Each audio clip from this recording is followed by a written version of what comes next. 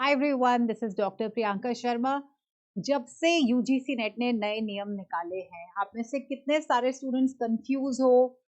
Many of you are reaching out to me और आप clearly पूछ रहे हो कि मैम अब क्या करें, नेट करें या पीएचडी करें, क्योंकि अब आप थोड़े कंफ्यूज हो चुके हो। तो आज का सेशन स्पेशली आप सभी के लिए है। एक बिल्कुल मेरा पर्सपेक्टिव होगा, एक factual information along with my perspective which is going to be good for your career. जिसको जो सूटेबल लगेगा वो वैसे प्रोसीड कर सकते हैं। तो आते हैं मेन मुद्दे पे, वो है नेट जेआरएफ वर्सेस पीएचडी, पहले करना क्या फायदेमंद रहेगा। तो देखिए, सबसे पहले तो आपको ये चीज समझ में आ जानी चाहिए कि आप अब मल्टीपल नेट्स दे सकते हो। ठीक है। क्या, जैसे आपको बोला कि जरूरी नहीं है कि आपका जिस भी विषय में अंडर ग्रेजुएट डिग्री हो, बैचलर्स हो, या जिस भी विषय में आपका मास्टर्स हो, आप उसी विषय के अंदर ही आप नेट दे सकते हो। ऐसा पहले होता था, अब से ऐसा नहीं होगा। इंडियन नॉलेज सिस्टम जैसे सब्जेक्ट्स जो है इंट्रोड्यूस किए गए हैं, मल्टी डिसिप्लिनरी सब्जेक्ट्स हैं, यूजीसी में अब से होंगे, जहाँ पे अगेन मास्टर्स बैचलर्स का सच कोई कॉन्सेप्ट नहीं रहा है, राइट। तो अब यहाँ पे आपके लिए क्या फायदेमंद रहेगा, क्या नहीं, डिपेंड करता है आपकी मेंटल स्टेट के ऊपर, डिपेंड करता है कि आपका एज प्रेशर तो नहीं है आपके ऊपर, डिपेंड करता है आर्थिक स्थिति कैसी है। तो इन सब चीजों को ध्यान में रख के, ये तीन चीजें ध्यान में रखनी है आपको कि आपकी प्रायोरिटी क्या है। You want to be stable in job first. Age limit तो नहीं है कोई आपके ऊपर, कोई एज सच आपकी विश क्या है, आपका एम्बिशन क्या है, और एज सच कोई रिस्पॉन्सिबिलिटी, कोई जबरदस्त रिस्पॉन्सिबिलिटी तो नहीं है आपके सिर के ऊपर। तो सबसे पहले तो हम बात करते हैं, अगर आप नेट करते हैं तो क्या क्या आपको करना है और किस तरह आप चीजें कर सकते हैं। देखिए, नेट अगर आप करते हैं यानी आप बैचलर्स 3 साल का कर चुके हैं along with masters for 2 years. ठीक है, तभी आप दे पाएंगे नेट को। या फिर आपने बैचलर्स किया है 4 साल का, तब आप देते हैं नेट। और जब आपका नेट हो गया तो आप असिस्टेंट प्रोफेसर्स की जहां पे जॉब निकलती है, वहां पे आप या तो इंटरव्यू देते हैं या फिर आप असिस्टेंट प्रोफेसर एग्जाम देते हैं, जिसका सिलेबस एग्जैक्टली नेट वाला ही होता है। पहले एपीआई स्कोर देखा जाता था, अब बात की जा रही है कि एपीआई स्कोर एज सच नहीं देखा जाएगा, आपके पब्लिकेशंस, बुक्स वगैरह ये देखे जाएंगे। तो एपीआई को इस टाइम पे हम साइड पे रख देते हैं, बिल्कुल क्लियर इन्फॉर्मेशन इसके बारे में लेते हैं। तो स्टूडेंट्स, जब आप नेट करते हो तो सबसे पहले टॉप 6% में आना है आपको। और आप क्या कर रहे हो, सीधा असिस्टेंट प्रोफेसर मान के चलो बन रहे हो, नेट का सर्टिफिकेट आ गया। सपोज अब आपका सब्जेक्ट था सोशियोलॉजी, आपने सोशियोलॉजी में नेट ले लिया। अब आप वो सभी जगह जहाँ पे सोशियोलॉजी की जॉब्स आएंगी असिस्टेंट प्रोफेसर की, आप वहां पे अप्लाई कर पाओगे। हो सकता है 1 महीने में आए, 6 महीने में आए, 7 महीने में आए, 1 साल के अंदर आए, आपकी चॉइस। प्राइवेट तो मिल जाती है लेकिन कम पे स्केल पे मिलती है, गवर्नमेंट पे स्केल के लिए थोड़ा वेट करना पड़ता है। अब इंटेलिजेंट बच्चा मेरे हिसाब से कौन सा है? अब जब आपको सरकार इतनी अपॉर्चुनिटी दे रही है, तो आई थिंक अगर आपका इंटरेस्ट है किसी सब्जेक्ट में, जरूरी नहीं होता कि हमारा एक ही सब्जेक्ट में इंटरेस्ट हो, तो अगर आपका मन कर जाए कि सोशियोलॉजी के साथ साथ आप इंग्लिश की भी तैयारी कर लो, ज्योग्राफी की भी कर लो, तो आप 5 से 6 महीने की स्टडी या कोचिंग लेके आप एक और नेट, आपको 2 साल नहीं लगाने, दोबारा एमए नहीं करोगे आप इंग्लिश या एमए नहीं करोगे ज्योग्राफी में। आप क्या करोगे, 5 से 6 महीने पढ़ के या कोचिंग लेके आप नेक्स्ट नेट की तैयारी करोगे। अब क्या होगा, अब 2 सब्जेक्ट, सपोज आपने ज्योग्राफी में किया, तो ज्योग्राफी या सोशियोलॉजी की जहां पे जॉब्स मिलेंगी, कोई और इंटेलिजेंट बच्चा है, वो अपने लिए जॉब एवेन्यूज और खोलना चाहता है, फिर पढ़ेगा 5 से 6 महीने, क्योंकि we have different choices, right. जैसे मेरा है, मैंने इंग्लिश में भी किया है, इंग्लिश के बाद एजुकेशन को पकड़ा है, उस तरह आप भी कर सकते हैं, राइट। बट मेरे टाइम में मास्टर्स हम लोग को करना जरूरी होता, right. First I did my masters in English, cleared my NET JRF, then I came to education, did pursued my GRF in education from there। पर मुझे एमए करना पड़ा, ट्वाइस मास्टर्स करना पड़ा।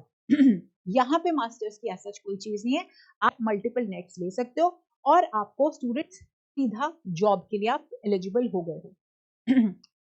पीएचडी फर्स्ट के अंदर क्या क्या चीजें हैं? सबसे पहले पीएचडी आपको अगर एडमिशन लेनी है तो आपको बैचलर्स 3 साल की करनी है, मास्टर्स 2 साल की करनी है, तब आप नेट के एग्जाम में बैठ सकते है ना। या फिर आपने सीधा बैचलर्स 4 साल की है तो आप बैठ सकते हो नेट के एग्जाम में। और आप पीएचडी सेक्शन, आपको पता है कि जो नेट है वो 3 कैटेगरी के अंदर होता है ना। नेट में सबसे पहला है आपको जीआरएफ मिल रहा है, दूसरा है आपको नेट मिल रहा है, और तीसरा जिसका कि कट ऑफ कम होता है वो होता है पीएचडी के लिए, लेकिन ये वैलिड होगा 1 साल के लिए। ठीक है, आपको इसके अंदर वैलिड फॉर 1 ईयर के अंदर पीएचडी एडमिशन लेनी है 1 साल के अंदर, ये स्कोर आपका नेट का तब तक रहेगा। तो अब आप अगर नेट नहीं कर पाते हैं और आपका पीएचडी में बन जाता है, कट ऑफ के अंदर आप एलिजिबल हो जाते हो, तो अब आप 1 साल आप पीएचडी एडमिशंस ढूंढने में लगाएंगे। अगर आपकी हो गई वेल एंड गुड, नहीं हुई तो आपका मतलब कहने में बुरा लग रहा है लेकिन 1 साल एक तरह से वेस्ट होगा, आपको फिर से पेपर देना पड़ेगा। नेट की तैयारी करेंगे या फिर पीएचडी का एडमिशन हुआ, फिर आप करेंगे एडमिशन लेके पीएचडी को ढूंढ लेंगे, पीएचडी कहाँ एडमिशन हो रही है वहाँ आप एडमिशन लेंगे, और फिर आप मान के चलिए 3 से 5 साल आप पीएचडी करेंगे। अब 3 से 5 पीएचडी करने के बाद 3 से 5 साल आपने लगा दिए हैं, जिस सब्जेक्ट के अंदर आपने पीएचडी की, सिर्फ और सिर्फ आप उसी सब्जेक्ट के अंदर असिस्टेंट प्रोफेसर के लिए एलिजिबल होंगे। समझ गए? समझदार को इशारा बहुत होता है। तो यहाँ पे क्या है, नेट आप किए जा रहे हो और आप जॉब के लिए एलिजिबल हो। एक बारी आपने असिस्टेंट प्रोफेसर की जॉब ले ली, उसके बाद नेक्स्ट प्रमोशंस के लिए पीएचडी जरूरी है। मतलब एक बारी आपने जॉब ले लिया, अगर आपको आपका आर्थिक स्थिति आपको बहुत ज्यादा आई told you it is intelligent decision also, right? I would find this intelligent decision, क्योंकि एज वाइज सीनियोरिटी वाइज ये सही रहेगा मेरे हिसाब से, कि आप असिस्टेंट प्रोफेसर की जॉब ले लेते हो और साथ साथ में आप पीएचडी करते हो।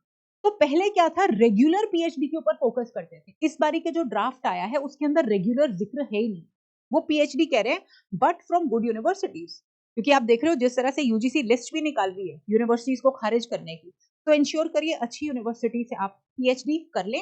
आप एक बारी जॉब में आ गए, आप जॉब के अंदर आपने एंट्री ले ली है, अब for further promotion, right, further promotion के लिए आप पीएचडी कर सकते हो part time, PhD required.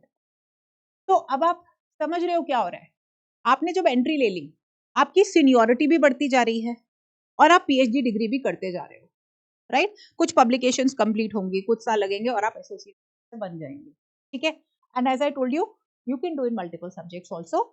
Job आप एक ही में करोगे लेकिन नेट में आपका टाइम बहुत सेव। यहाँ पे क्या है, पीएचडी आपने जिसमें कर लिया, सिर्फ और सिर्फ उसी सब्जेक्ट की वैकेंसीज में ही आप अप्लाई करोगे।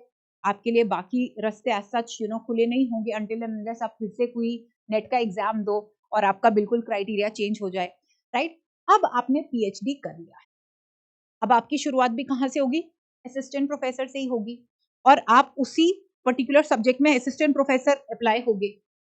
अब बच्चे आपका प्रोफेशनल एक्सपीरियंस शुरू होगा। सपोज हम मान के चलते हैं ये 23 इयर्स का बच्चा था, ठीक है? 23 इयर्स के अंदर इसको जॉब मिल गई, ठीक है?